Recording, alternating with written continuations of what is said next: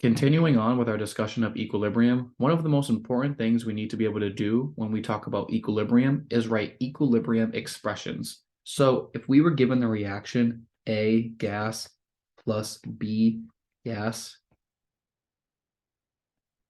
goes to C gas plus D gas.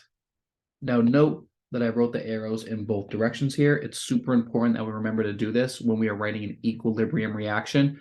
This tells us that the reactants can proceed to the products and the products can proceed to the reactants, and it will do so until this reaction reaches equilibrium.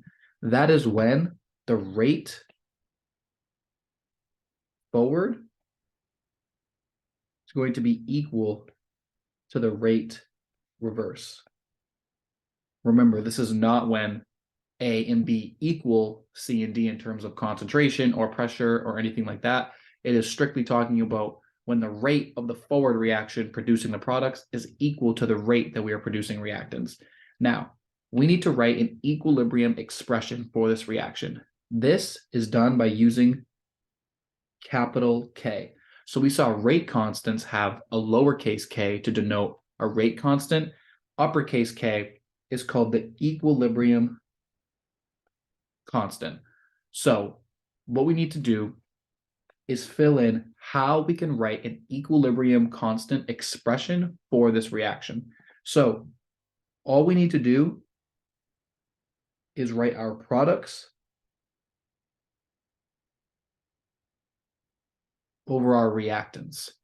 Now note, we need to keep in mind what the coefficients are in front of these reactants or products. So in this case, I made them all 1. So all we need to do is write C. We could think of it, it's gas, so we could think of it as pressure, but I'm just going to write it in terms of concentration for now. A lot of the times you'll see molar. So if we just think about it like this, C times D, and it's important to know that we're multiplying them. We're not adding them. It's always multiplication. So C times D over A times B. So how would this change if instead of 1A, I made this 3A, and instead of 1D, I made this 2D? Well, the only thing you have to do is take your coefficient and raise that to that exponent. So A to the third. We would then take D and raise it to the second.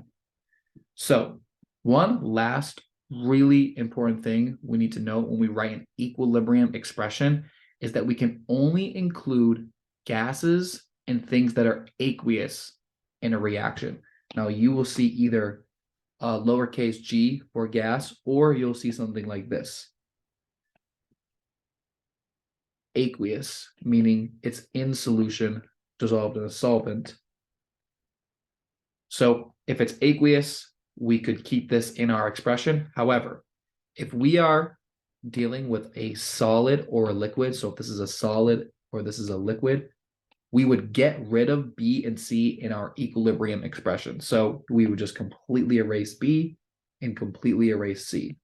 So again, we cannot have any solids or liquids in our equilibrium expression. And we need to remember, if there is a coefficient in front of one of our reactants or products, we need to raise that exponent to whatever that coefficient is.